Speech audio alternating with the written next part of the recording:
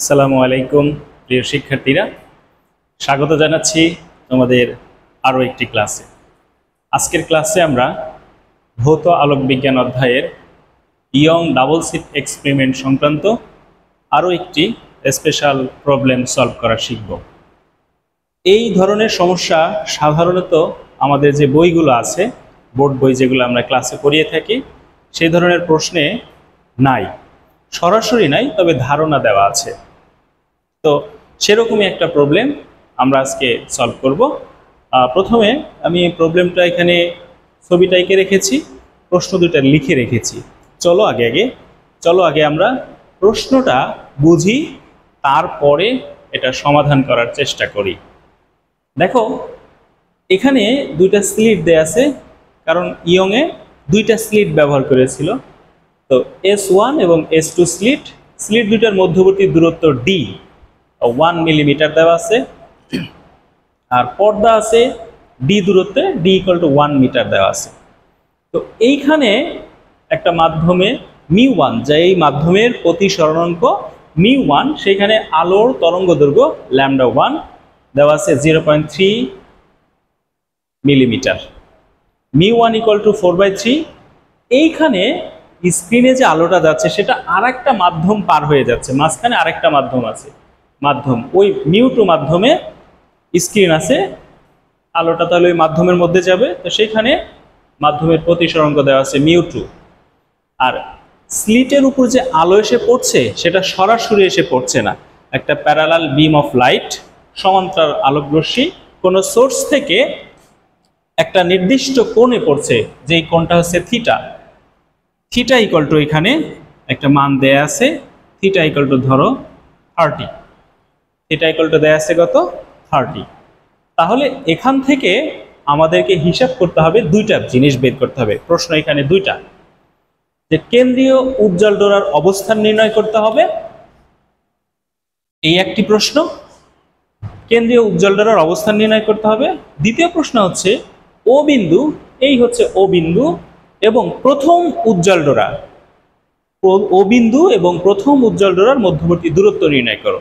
এখানে তোমাদের একটা কথা বলে রাখি, আমরা নর্মাল যে প্রবলেমগুলো দেখেছি, যে লাইটটা যখন সরাসরি স্লিটে আপতিত হয় তখন পর্দায় তারা ইন্টারফারেন্স প্যাটার্ন তৈরি করে, অর্থাৎ উজ্জ্বল ডোরা এবং অন্ধকার ডোরা তৈরি করে। সেখানে পেয়েছিলাম সবসময় এই ও বিন্দুতে কেন্দ্রীয় উজ্জ্বল ডোরা গঠন করেছিল।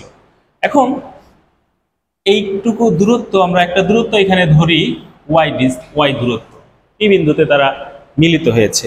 তো যেহেতু এবার স্লিটে লাইটটা আসার আগেই একবার ফেজ ডিফারেন্স হয়েছে, ফেজ ডিফারেন্স থাকা মানে পাথ ডিফারেন্স থাকা, তাহলে ও বিন্দুতে সেন্ট্রাল ম্যাক্সিমা কেন্দ্রীয় উজ্জ্বল ডোরা পাওয়া যাবে না। তাহলে কোথায় পাওয়া যাবে? ওই ও বিন্দুর উপরে বা নিচে কোনো এক জায়গায় তো নিশ্চয়ই পাওয়া যাবে। তাহলে সেই অবস্থানটা বের করতে হবে। দ্বিতীয় অবস্থান হচ্ছে এই ও বিন্দু এবং প্রথম উজ্জ্বল ডোরা, কেন্দ্রীয় উজ্জ্বল ডোরা পরে পরবর্তীতে উজ্জ্বল পাবো, সেটাকেই আমরা বলি প্রথম উজ্জ্বল ডোরা। তাহলে আমাদেরকে এটাও বের করতে হবে যে প্রথম উজ্জ্বল ডোরা এবং ও বিন্দুর মধ্যবর্তী দূরত্বটা কত, অর্থাৎ কেন্দ্রীয় উজ্জ্বল ডোরা সেটা ও বিন্দুর উপরে নাকি নিচে, আমরা ডিস্টেন্সটা বের করলেই পাবো। এই হচ্ছে আমার থিওরিটা। তাহলে লাইটটা দেখো দুইটা মাধ্যমে পাস করে আসছে, দুইটা মাধ্যমের মধ্যে আছে। স্লিটে আসার আগে একটা মাধ্যম μ1, ওই মাধ্যমের ওয়েভলেন্থ দেয়া আছে।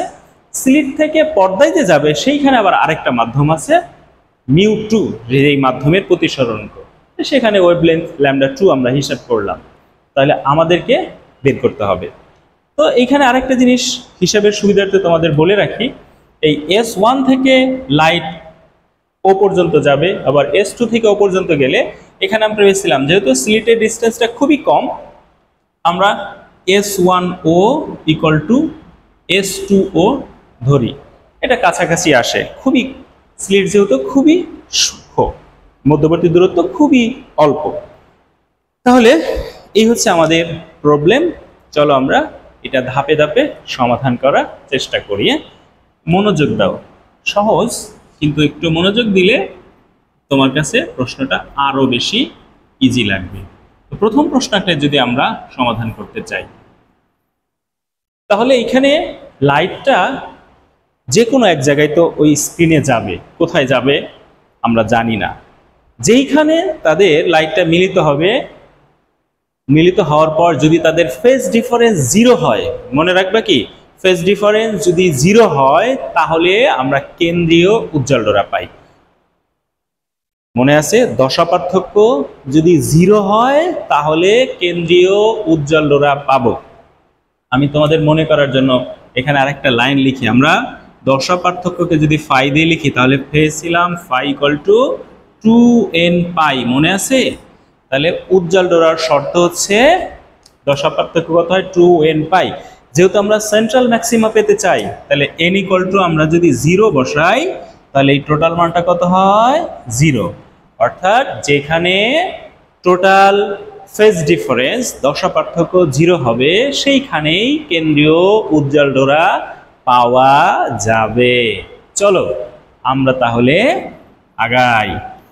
তাহলে লাইটটা সেই সেন্ট্রাল ম্যাক্সিমা যে পয়েন্টটাতে তৈরি হবে, আমরা ধরে নেই যেহেতু ও বিন্দু থেকে এদিকে আমরা ওয়াই কোঅর্ডিনেট ধরেছি ওয়াই এর মান, তাহলে ওয়াই এর মান বের করলেই আসলে আমাদের অবস্থানটা বের হয়ে যাবে। ও বিন্দুকে যদি আমরা 0 ধরি তাহলে ও বিন্দুর উপরে প্লাস মান আর ও বিন্দুর নিচে আমরা ধরবো মাইনাস মান, ও কোঅর্ডিনেট যদি ধরি, তাহলে আমাদেরকে দশা পার্থক্যটা বের করতে হবে। তাহলে দশা পার্থক্যের সাথে পথ পার্থক্যের সম্পর্ক তোমার জানা আছে, দশা পার্থক্য সমান টয়েস পাই ল্যামডা পথ পার্থক্য। তাহলে আমরা যদি এই স্লিটে পড়ার আগ পর্যন্ত দশা পার্থক্য যদি ফাই 1 বলি আর পরের অংশে যদি দশা পার্থক্য ফাই 2 বলি, তাহলে অবশ্যই কি হইতে হবে, দশা পার্থক্য 0 হইতে হবে, যে phi 1 plus phi by 2 equal to 0। তাহলে এটা আবার আমাদের জানা আছে, তাহলে এখানে আমরা লিখব 2 পাই বাই ল্যামডা 1 ইন্টু পথ পার্থক্য, এই পাশে দিলাম x1 পথ পার্থক্য প্লাস 2 পাই বাই এখানে হবে ল্যামডা 2, এখানেও পাবো একটা পথ পার্থক্য ইকুয়াল টু 0। আমরা দেখেছিলাম পথ পার্থক্য যদি ওই পি বিন্দুর কথা বিবেচনা করি, ধরে নেই পি বিন্দুতে উজ্জ্বল হবে, ধরে নিলাম, কারণ ওয়াই এর মান বের করবো, পি বিন্দুতেই আমরা ধরলাম ফেজ ডিফারেন্স 0। তাহলে S1P আর এখানে S2P এর জন্য যে আমরা দশা পার্থক্য এবং পথ পার্থক্য রিলেশন দিয়ে পথ পার্থক্য বের করেছিলাম, এখানে অংশ আমরা এখান থেকে যে একটা লম্ব টেনে এই যতটুকু পথ পার্থক্য পেয়েছিলাম, এই কোণটা আলফা হলে এই কোণটা আলফা, তখন এখানে আমরা পেয়েছিলাম ডি সাইন আলফা পথ পার্থক্য। তাহলে ওই অংশ যদি ডি সাইন আলফা হয় তাহলে স্লিটের আগে এই অংশ হবে D cos theta, sorry D sine theta, ওই অংশ যদি সাইন আলফা হয় এ পাশে হবে ডি সাইন থিটা। তাহলে এখানে আমরা লিখবো হচ্ছে ডি সাইন থিটা, এখানে হচ্ছে 2 পাই ল্যামডা 2, এখানে লিখবো হচ্ছে d sine alpha equal to 0। এখন আমাদেরকে বের করতে হবে হচ্ছে আলফার মান, আগে বের করি। চলো এখানে আমরা একটু যদি হিসাব করি, এখানে দেখো 2 পাই ভাগ lambda 2 d sine alpha equal to minus 2 pi by lambda 1 d sine theta. এখান থেকে 2 পাই ডি ভাগ করে দেয়া যায় সাইন আলফা, এখানে হচ্ছে সাইন আলফা থাকে, ল্যামডা 2টা যদি ওই পাশে নেই তাহলে মাইনাস ল্যামডা 2 ভাগ ল্যামডা 1, তার সাথে এখানে থাকে হচ্ছে সাইন থিটা। আমাদেরকে এবার ল্যামডা 1 এর মানটা দেয়া আছে, ল্যামডা 2 বের করতে হবে। ল্যামডা 1 এর মান দেয়া আছে, ল্যামডা 2 বের করতে হবে।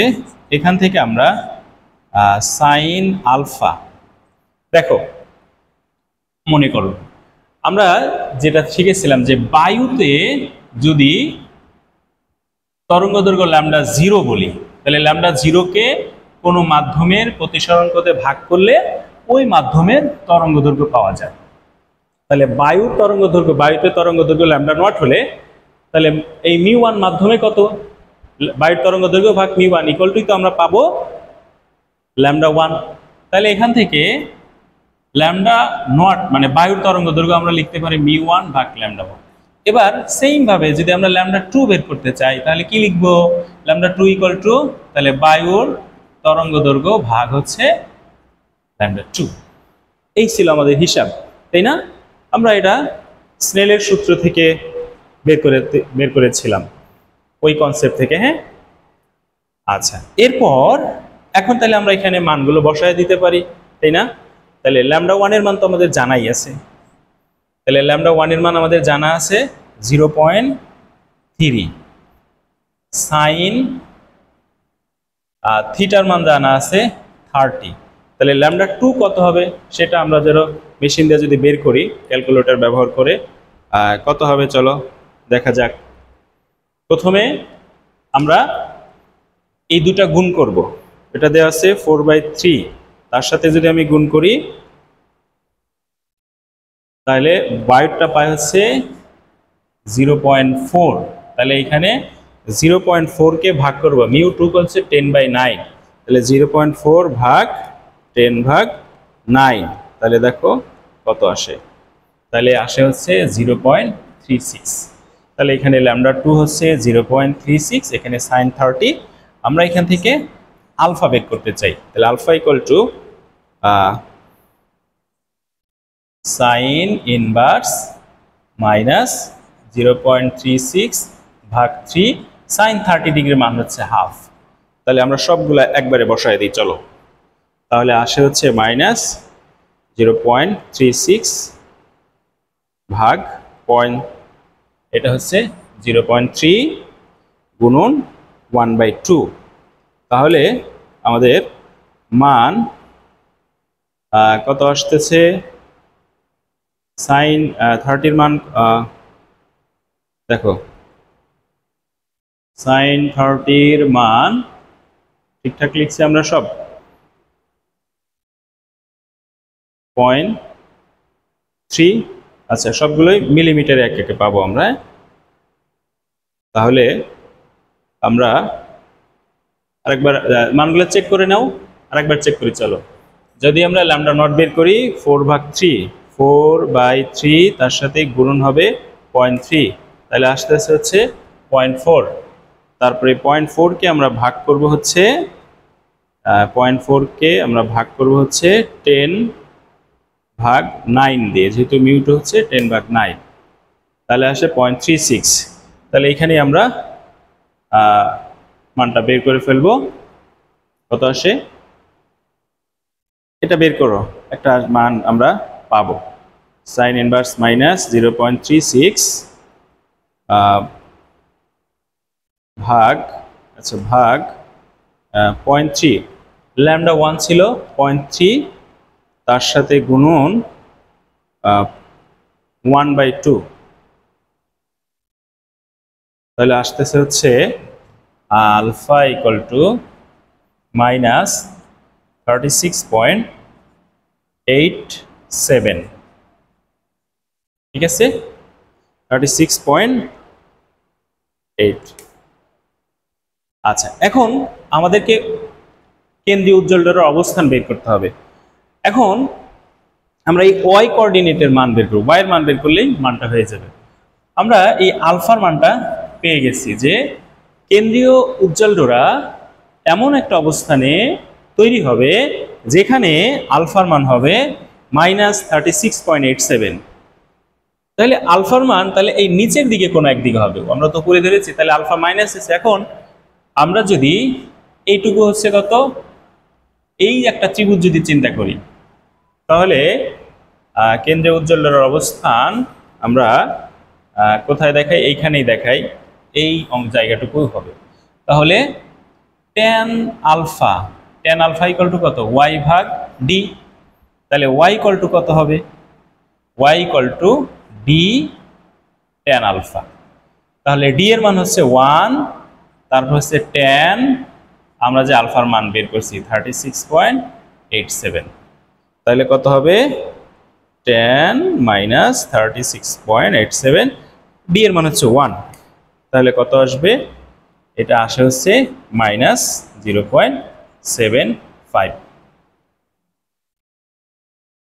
ওকে, তাহলে আমরা পাচ্ছি যে -0.75 মিটার, অর্থাৎ ওই যে ও বিন্দু থেকে -7.5 মিটার নিচে, অর্থাৎ ও বিন্দু থেকে কোথায় হবে? তাহলে এই ও বিন্দু থেকে নিচের দিকে ধরো এই অবস্থান, কতটুকু এই অবস্থান হবে? যে 0.75। এই যে মাইনাস আসছে, এই মাইনাস দ্বারা বোঝাচ্ছে ও বিন্দুর নিচে। তাইলে কেন্দ্রীয় উজ্জ্বল ডোরার অবস্থান হচ্ছে কোথায়? কেন্দ্রীয় উজ্জ্বল ডোরার অবস্থান হচ্ছে ও বিন্দুর নিচে। এই হচ্ছে হিসাব, আশা করি বুঝতে পেরেছো। তাহলে একটু নোট ডাউন করে নাও। তাহলে এখন আমরা সেকেন্ড কোশ্চেনটাতে যেতে পারি। তাহলে সেকেন্ড কোশ্চেনটা কি বলেছে? ও বিন্দু ও প্রথম উজ্জ্বল ডোরার মধ্যবর্তী দূরত্ব বের করতে হবে। তাহলে প্রথমে আমাদের আগে জানতে হবে ও বিন্দুতে কত হয়। আমরা জেনেছি যে দশা পার্থক্য যেখানে 2n পাই হবে সেখানে উজ্জ্বল ডোরা পাওয়া যায়। তাহলে প্রথম উজ্জ্বল ডোরা মানে n = 1 হইতে হবে। তাহলে আমরা আগে বের করি ও বিন্দুতে দশা পার্থক্যটা কত হয়। চলো,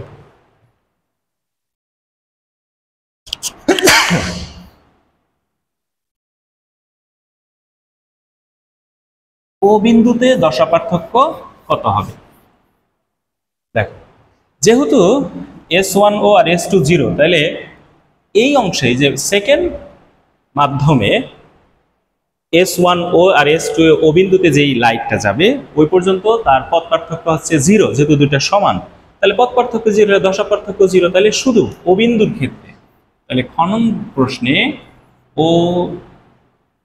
ও বিন্দুতে যেই লাইট দুইটা মিলিত হবে তাদের দশা পার্থক্য শুধু φ1 থাকবে। তাহলে তাদের দশা পার্থক্য কত থাকবে? φ1। তাহলে দেখি কত হয়। φ1 = আমরা জানি 2π ল্যামডা, এখানে পাবো হচ্ছে আমাদের d sin θ। d হচ্ছে 1 মিলিমিটার, তাহলে 2π ল্যামডা 1 0.3 মিলিমিটার, d হচ্ছে 1 মিলিমিটার, মিলিমিটার ক্যান্সেল, তাহলে সাইন 30 কত? থিটা হচ্ছে 30। তাহলে এইখানে কত আসবে? তাহলে 2π ভাগ 0.3, এইখানে হচ্ছে সাইন 30 হচ্ছে হাফ। তাহলে কত হচ্ছে? দেখো তো, 2 কে যদি 0.3 দিয়ে ভাগ করো তাহলে এইখানে আমার আসে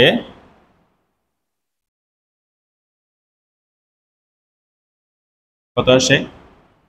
2, এখানে আছে 20 পাই ভাগ 3, এর সাথে আছে 2, 20 পাই বাই 3, এর সাথে আছে 2। তাহলে এইখানে আমার আসতেছে কত? 10 পাই বাই 3। তাহলে ও বিন্দুতে দশা পার্থক্য পাচ্ছি কত? ও বিন্দুতে হচ্ছে দশা পার্থক্য হচ্ছে 10 পাই বাই 3। তাহলে এখন দেখি আমরা এই 10 পাই বাই 3, দেখো তো 10 পাই বাই 3 প্রথম উজ্জ্বলা, এখানে খেয়াল করো আমাদের দশা পার্থক্য কত হইতে হয়? দশা পার্থক্য হইতে সূত্র ছিল 2n পাই। তাহলে প্রথম ও বিন্দু এবং প্রথম উজ্জ্বল ডোরার মধ্যবর্তী দূরত্ব, তাহলে 2n পাই। তাহলে n = 1, n = 1 মানে কত? 2 পাই। তাহলে n = 1 হচ্ছে 2 পাই, আর n = 2 হলে কত হবে? 4 পাই। তাহলে ও বিন্দুতে আমরা যেই দশা পার্থক্যটা পাইলাম 10 পাই বাই 3, তাহলে 10 পাই বাই 3 সেটা 2 পাই থেকে বড়। তাহলে 2 পাই থেকে বড়, আবার 4 পাই থেকে ছোট।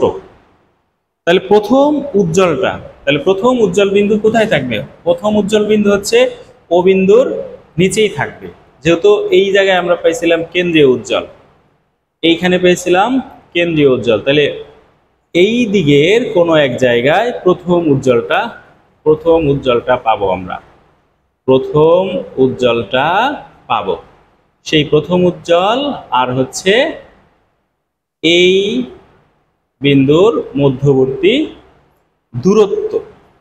তাহলে এই যে 10 পাই বাই 3, তাহলে 10π/3 এইটাকে আমার হইতে হবে কত 2π হইতে হবে, অর্থাৎ সরি 10π/3 তো আছেই, তাহলে আমার বানাইতে হবে প্রথম উজ্জ্বল পাবো আমরা কোথায় 2π-তে।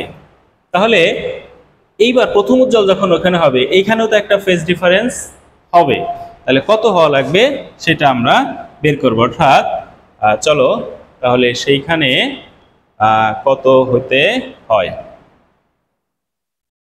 অর্থাৎ প্রশ্ন অনুসারে আমরা এটা লিখবো φ1 প্লাস φ1 প্রাইম ইকুয়াল টু হচ্ছে 2π, যেহেতু প্রথম উজ্জ্বল বলছে আমাদের, যেহেতু প্রথম উজ্জ্বল বলেছে, তাহলে এখান থেকে φ1 প্রাইম ইকুয়াল টু হচ্ছে আমাদের 2π মাইনাস 10π/3, তাহলে ফাই প্রাইম, তাহলে 2 মাইনাস 10/3, তাহলে এখানে আসতেছে আমাদের 4/3π, তাহলে 4/3π, তাহলে দশা পার্থক্য কত মাইনাস 4/3π। তাহলে এবার দশা পার্থক্য সমান পদ পার্থক্য কত, তাহলে 2π ভাগ λ2 ইন্টু পদ পার্থক্য হচ্ছে ডি সাইন আলফা, এইটা সমান হচ্ছে এই মাইনাস 4/3π। λ2 এর মান আমরা বের করেছিলাম এই যে 0.36, এখান থেকেও আমরা কি করব, এই যে 2π ভাগ করে দিলে এখানে থাকে কত, এখানে একবারে যদি লিখি আমরা বের করতে চাই সাইন, আচ্ছা সাইন আলফা সমান কত হয়, সাইন আলফা সমান হচ্ছে মাইনাস, এখানে থাকবে হচ্ছে 2/3, যেহেতু 2/2 হয়ে গেছে ল্যামডাটা উপরে চলে যাবে, 2λ2, এই ডিটা আসবে হচ্ছে নিচে, বুঝো, তাহলে কত আসতেছে মাইনাস 2λ2 হচ্ছে 0.36, আর এখানে হচ্ছে 3 ইন্টু 1 মিলিমিটার, 36 মিলিমিটারে 1 মিলিমিটারে, তাহলে আমাদের হিসাব ঝামেলা হলো না, এককার নিতে হলো। তাহলে এখান থেকে আলফার সমান কত আসবে, আলফার সমান সাইন ইনভার্স এই মানটা কত আসে দেখো, সাইন ইনভার্স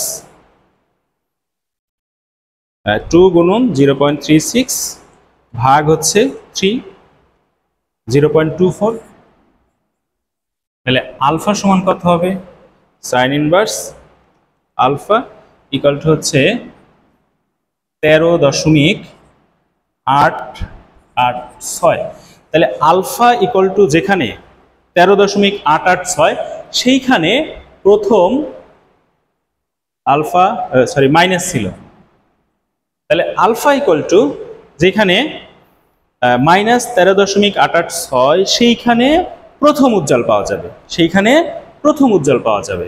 তাহলে প্রথম উজ্জ্বল এটাও কিন্তু ও বিন্দুর নিচে আছে, তাহলে ও বিন্দুর নিচে যেহেতু আছে তাহলে আমরা আবার সেই ও বিন্দু থেকে কতটুকু দূরে আছে সেটা বের করতে পারবো, সেই আগের মতোই আলফা ইকুয়াল টু মনে রাখো মাইনাস 13 তাহলে আলফা ইকুয়াল টু পেয়েছে হচ্ছে মাইনাস 13.86, তাহলে আবার আগের মতোই tan alpha equal two y/d, লম্ব বাই ভূমি, তাহলে y equal to d tan alpha, তাহলে d এর মান 1, tan আলফা হচ্ছে মাইনাস 13.86, তাহলে কত পাচ্ছি আমরা মাইনাস 13.86।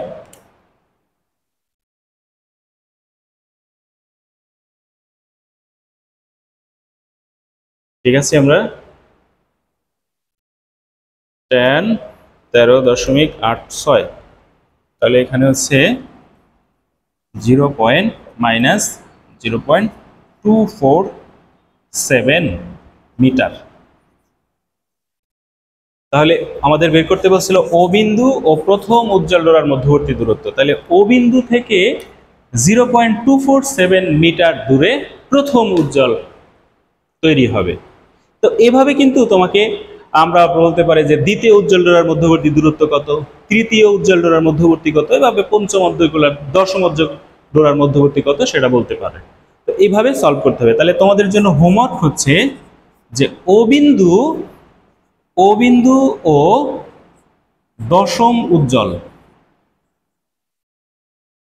দশম উজ্জ্বলের মধ্যবর্তী দূরত্ব কত? যারা যারা এটা করতে পারবা তাদের জন্য আমার পক্ষ থেকে স্পেশাল গিফট থাকবে। তো আর কথা না বাড়াই, আজকে ক্লাস এই পর্যন্তই। যদি বুঝে থাকো তাহলে পরবর্তী ক্লাসের জন্য শুভকামনা, আর যদি বুঝে নাও থাকো তাহলেও পরবর্তী ক্লাসের জন্য শুভকামনা জানিয়ে আজকে ক্লাস শেষ করছি। টাটা।